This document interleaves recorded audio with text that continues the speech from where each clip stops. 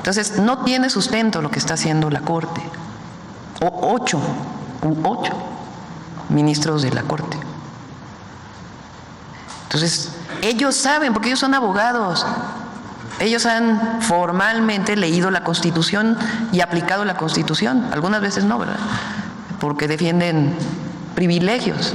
Para empezar, los suyos, los de los 400,000 pesos al mes que ganan. Entonces, ellos saben que lo que están haciendo está mal. Ellos lo saben, ellas y ellos que votaron ayer saben que no tiene sustento. Entonces, el pueblo de México es a quien nos debemos. Entonces, yo supongo que ellos están provocando a ver cuál es nuestra reacción. Y no solo son los ministros, sino un grupo que se reúne alrededor de la ministra presidenta, que están ahí buscando la manera de parar la transformación. A la transformación, que es una decisión del pueblo de México, no la pueden parar 8 ministros de la Suprema Corte de Justicia.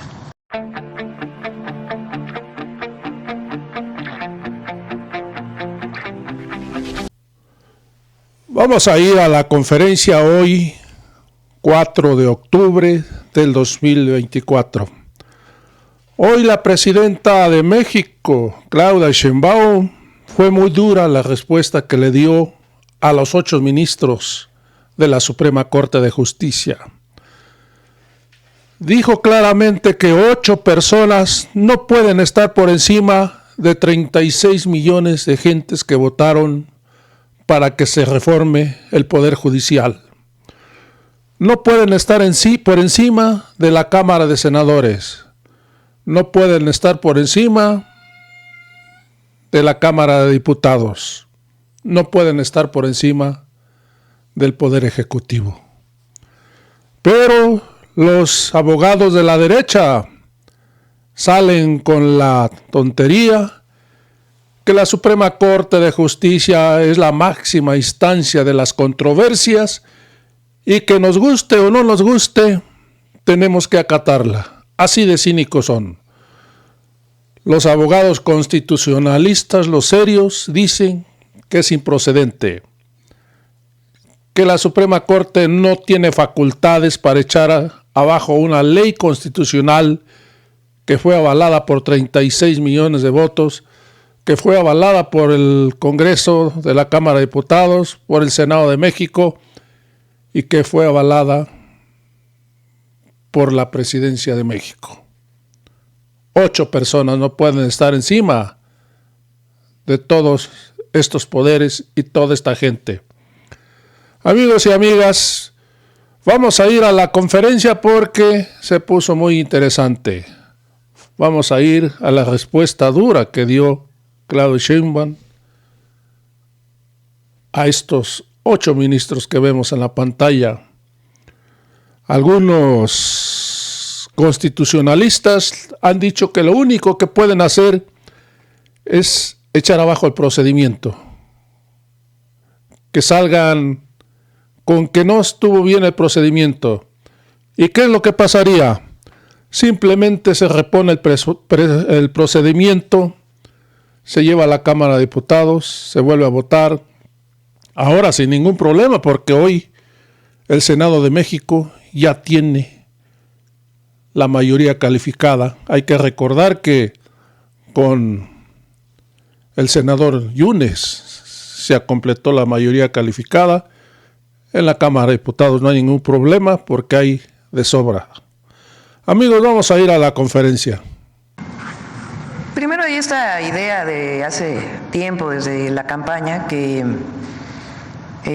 Andrés Manuel López Obrador iba a estar gobernando durante estos 6 años, del 24 al 2030.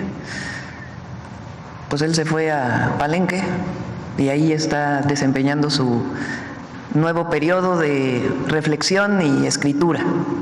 Y la presidenta de México se llama Claudia Sheinbaum Pardo. Y ayer, pues, en la salutación que se hace cuando llega un presidente, o presidenta en este caso, comandanta suprema de las Fuerzas Armadas. Esta idea de que las mujeres no tenemos capacidad y que siempre tiene que haber un hombre atrás diciéndonos qué es lo que tenemos que hacer, pues es parte de una cultura machista. Y es algo que, así como vamos a seguir hablando de la discriminación por situación social, por color de la piel, también vamos a seguir hablando del machismo, porque eso se tiene que desterrar en nuestro país. Todos somos iguales ante la ley, y además ahora queremos que se reconozca la igualdad sustantiva en la Constitución. Pero lo que a mí me parece más lamentable es que se utilice la palabra ama de casa como algo peyorativo. No. Yo soy presidenta, abuela, mamá y ama de casa, y con orgullo. Todas las amas de casa, es decir, las mujeres, esposas que se dedican al hogar, merecen absolutamente todo nuestro reconocimiento. Realizan un trabajo que nadie reconoce. Todos los días se levantan, despiertan a los niños, preparan el desayuno, les dan de comer, los llevan a la escuela, regresan, ya están preparando la comida, limpian la casa, preparan la comida, van por los hijos a la escuela, regresan, les dan de comer, después les ayudan a hacer la tarea y después vuelven a limpiar la casa, y después llega el marido y también lo atienden, y al otro día lo mismo. Parece como un trabajo menor. A ver, a todos los que no hacen ese trabajo los conmino a que realicen el trabajo de la tarea del hogar. Tiene su complejidad, ¿eh? O la otra, las mujeres que son amas de casa y además dejan a los hijos en la escuela, se van a trabajar, regresan a recoger a los hijos a la escuela, a veces comparten esta tarea con la pareja, que así debería ser, a veces no, y entonces ahí está lo que se llama la doble jornada, porque salen a trabajar y aparte la jornada del hogar. O en otro caso, las mujeres que salen a trabajar y que contratan a una mujer, una trabajadora del hogar, para que realice esas tareas, que como decía ayer, despectivamente y de una manera lamentable, hay muchos que se sienten que se quedaron en la colonia y les llaman sirvientas. No, eso se acabó, el esclavismo no existe en nuestro país. Se llaman trabajadoras del hogar, salen de sus pueblos, muchas veces con muchas penurias, tienen a sus hijos, muchas de ellas madres solteras, y realizan un trabajo digno, que además, por ley, tienen que tener seguridad social. Entonces, a todos aquellos que crean que por decir ama de casa es despectivo, no. Nosotros nos vamos a encargar también como mujeres de reconocer el trabajo de todas las mujeres que realizan en el hogar. Esa es una de las razones por las cuales estamos apoyando a las mujeres de 60 a 64 años, que cuando ya crecieron los hijos, ahora cuidan a los nietos o a las nietas, pues que tengan, muchas de ellas no tienen ni siquiera un ingreso propio, no tienen autonomía económica, y ahora pues van a recibir un apoyo del gobierno para que puedan tener al menos un poco de recurso para ellas. ¿Por qué? Porque se lo merecen. Claro que sí. Además de ser tiempo de mujeres, creo que debe ser tiempo de hombres solidarios, ¿verdad? Que es un asunto también importante en la formación que tenemos que tener. Presidenta, mire, el arranque de su administración también ha dado una nota que es muy interesante. El peso, el superpeso se sigue fortaleciendo. Hoy amanece en niveles de 19 pesos con 20 centavos por dólar. Es un asunto que es relevante. Se escribió una página importante en nuestra historia financiera al cierre de la administración del presidente López Obrador. Es el primer presidente desde Manuel Ávila Camacho que logra un resultado positivo en la cotización del tipo de cambio, con esta ganancia que cerró con un 4% de ganancia frente al dólar respecto al nivel en el que asumió la administración. Usted en los primeros 2 días pues ya logró una revaloración de aproximadamente el 2% de nuestra moneda. Esto me da pie a preguntarle, mire, usted es científica, sabe que lo que no se puede medir pues no existe, ¿verdad? Porque no se puede corregir. El asunto es que yo le quisiera preguntar qué tipo de expectativas económicas hay de su administración. Usted en los 100 compromisos y también en el mensaje que ofreció en la Cámara de Diputados hablaba, bueno, de este empeño por hacer de México un país muy atractivo para la inversión, la construcción de infraestructura. Ayer habló de la necesidad de que los salarios mínimos sigan incrementándose en niveles anuales del 12%. Todo esto prefigura un buen ambiente, evidentemente, para la economía. Yo preguntarle si ya tiene usted visualizado cuáles son los objetivos en materia económica, qué tipo de crecimiento, cómo cree que va a comportarse el tipo de cambio. Hay factores importantes, por ejemplo, las reservas del Banco de México pues están en niveles récord actualmente, 226 mil millones de dólares, si mal no recuerdo, es el dato. Entonces, Entonces, la economía, como usted sabe, es muy importante, es un tema muy relevante para todos nosotros, porque al final de cuentas, a cómo le va a la economía del país es a cómo nos va a todos los mexicanos. Entonces, preguntarle las perspectivas que usted encuentra en este asunto. Sí. Estamos preparando el paquete, lo que se llama el paquete económico, para presentarlo en noviembre al Congreso. Entonces ya invitaría yo al secretario de Hacienda para que hacia unas 2 semanas más o menos, para que se pueda presentar qué es lo que estamos visualizando. Vamos a cerrar bien, hay recursos, el presidente López Obrador se aseguró de que hubiera recursos suficientes para un buen cierre de año, y el próximo año, como lo dijimos, estamos planteando una disminución del déficit y esquemas también de mejora de la recaudación que no tienen que ver con reforma fiscal, sino mejora en aduanas, en el propio SAT y algunas acciones importantes que vamos a desarrollar para poder incrementar aún más los ingresos, además de pues seguir con que no haya condonación de impuestos y que no haya evasión fiscal. La economía de México está fuerte. Muchas veces se decía que el cambio de la paridad peso-dólar tenía que ver con la reforma al Poder Judicial. No es cierto que el día que se aprueba la reforma al Poder Judicial, el peso retoma, se aprecia ese mismo día y al siguiente día también. Entonces, en realidad no tenía nada que ver. Son asuntos internacionales, porque somos una economía que está vinculada con la economía del mundo, y lo que ocurre en Estados Unidos particularmente pues tiene implicaciones, y también lo que ocurre en otras partes del mundo. Particularmente ocurrió hace unos meses un aumento de tasa en Japón, y eso hizo que pues se movieran los capitales internacionales. Pero la economía de México está bien, está fuerte. Eso se logró con el humanismo mexicano, y por eso vamos a continuar con la política de fortalecimiento del mercado interno, y ya presentaremos el paquete económico pronto. A ver acá, ¿qué había dicho? ¿Qué tal, doctora? Buenos días. Carlos Calzada, de Radio Educación. La primera pregunta sería esta decisión que tomó la Suprema Corte de Justicia ayer de dar entrada para saber si puede realizar esta controversia en contra de la reforma judicial. Me gustaría conocer su opinión, sobre todo porque 2 de las ministras consideraron que esto era un golpe de Estado técnico. Me gustaría saber cuál es su posición al respecto a estas acciones de la Suprema Corte. Sí. Le pedí a Paulina que hiciéramos una presentación para que recordemos cómo es que nuestra coalición tiene mayoría calificada en la Cámara de Diputados y en la Cámara de Senadores. ¿Cuál fue el resultado de la elección? ¿Qué dice la Constitución para cambiar la Constitución? ¿Cuál es la votación que se obtuvo? ¿Y por qué que no ha tomado una decisión? Acepta lo que le plantea la Corte, algunos ministros de la Corte, para analizar la constitucionalidad de la Constitución, que está totalmente fuera de norma. Entonces vamos a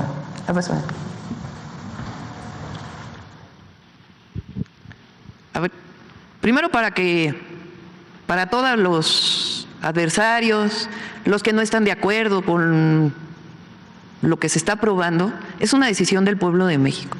Hay que recordar que el 5 de febrero del 2024 el presidente López Obrador presentó 20 reformas constitucionales, las envió a la Cámara de Diputados, o 18 constitucionales y 2 de leyes secundarias. A partir de esa fecha, previo a la jornada electoral, a la campaña, empieza a analizar la Cámara de Diputados, que es la Cámara de origen, estas reformas. Entre ellas, la reforma al Poder Judicial. Lo que se planteaba en la reforma al Poder Judicial, esencialmente, que jueces, ministros, jueces, magistrados, magistradas, ministros y ministras sean electas por voto popular. Durante toda la campaña, quienes me acompañaron, que algunos están aquí, saben que yo en plaza pública explicaba siempre lo que llamábamos el Plan C, y ahí explicaba lo que significaba particularmente la reforma al Poder Judicial. Y explicaba que para poder transformar al Poder Judicial, que por qué se requiere transformar, pues también aquí el presidente López Obrador dio varias veces decisiones del Poder Judicial que tenían que ver incluso con liberaciones de delincuentes, de la delincuencia organizada.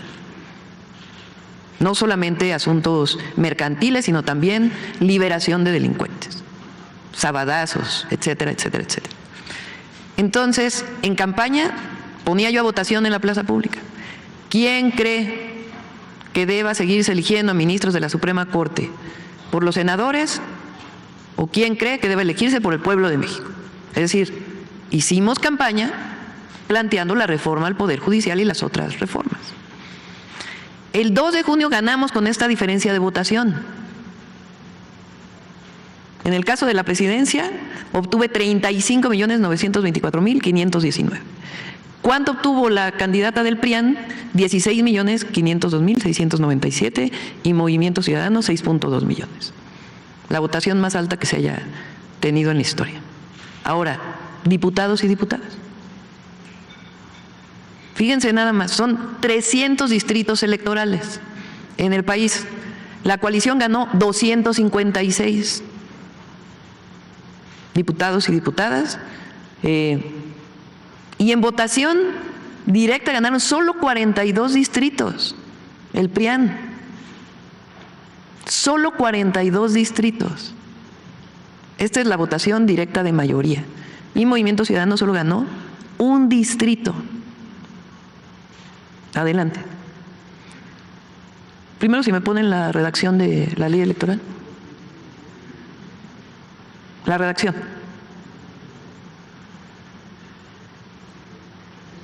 Bueno, de ahí se inventaron algunos de que la designación de diputados plurinominales era una sobrerepresentación, ¿se acuerdan? ¿Qué dice la ley, la anterior? Entonces, la Ley General de Instituciones y Procedimientos Electorales, en el artículo 16, numeral 1, dice: la votación nacional emitida para diputados plurinominales se divide entre el total de diputaciones plurinominales, o sea, 200, para obtener el cociente natural. Así lo dice tal cual. O sea, la ley dice la fórmula para obtener el número de diputados y diputadas plurinominales. ¿Cómo se hizo? ¿Cómo lo hizo el INE y después lo ratificó el tribunal? Pues el cociente natural eran los votos por diputados y diputadas entre las 200 diputaciones, y eso es el cociente natural. Adelante. Después, el artículo 15, numeral 2, dice: para obtener la votación nacional emitida, se debe restar a la votación total los votos nulos de las candidaturas sin registro, las candidaturas independientes, y restar lo de los partidos que no hayan obtenido su registro. Así lo dice la ley, tal cual. Se hace la fórmula. Adelante.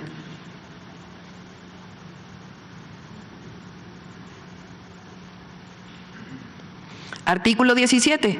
Cuando sobren diputaciones para repartir tras aplicar el cociente natural, estas se reparten entre los partidos que tengan el resto mayor de sus votos.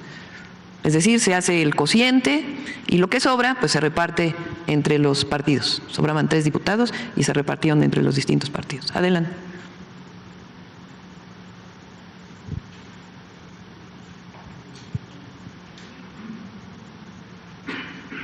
Bueno, así tal cual se hicieron las ecuaciones, las fórmulas matemáticas que dice tal cual la ley. El resultado final son el resultado final del número de diputados y senadores. El total de tenemos, ¿cuántos son, Mario? ¿Cuántos? ¿Te acuerdas?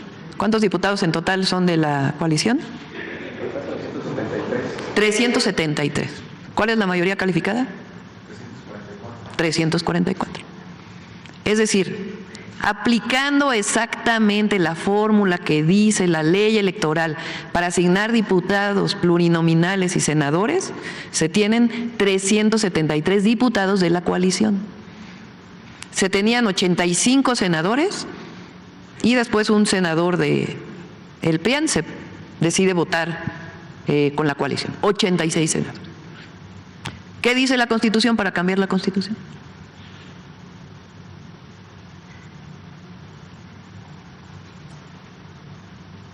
A ver si me ponen los artículos de la Constitución. El 39 constitucional.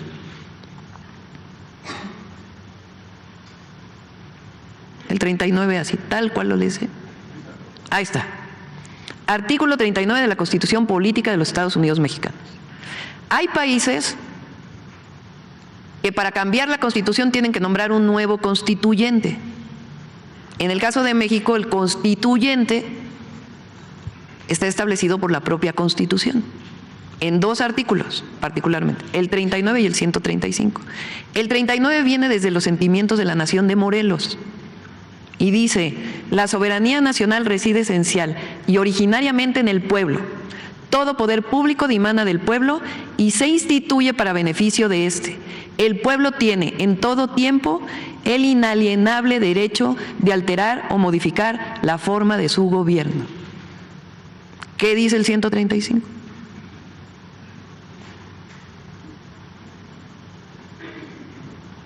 La presente Constitución puede ser adicionada o reformada. Para que las adiciones o reformas lleguen a ser parte de la misma, se requiere que el Congreso de la Unión, por el voto de las 2/3 partes de los individuos presentes, este es un artículo de la Constitución, acuerden las reformas o adiciones y que éstas sean aprobadas por la mayoría de las legislaturas de los estados y de la Ciudad de México. El Congreso de la Unión o la Comisión Permanente, en su caso, harán el cómputo de los votos de las legislaturas y la declaración de haber sido aprobadas las adiciones o reformas. En ningún lugar de la Constitución Política de los Estados Unidos Mexicanos dice que la Corte puede cambiar la Constitución o puede declarar inconstitucional lo que ya fue declarado constitucional. ¿Cómo es declarado constitucional? Así, con la mayoría calificada de la Cámara de Diputados, de la Cámara de Senadores y de la mayoría de los congresos de los estados. Eso ocurrió con la reforma al Poder Judicial.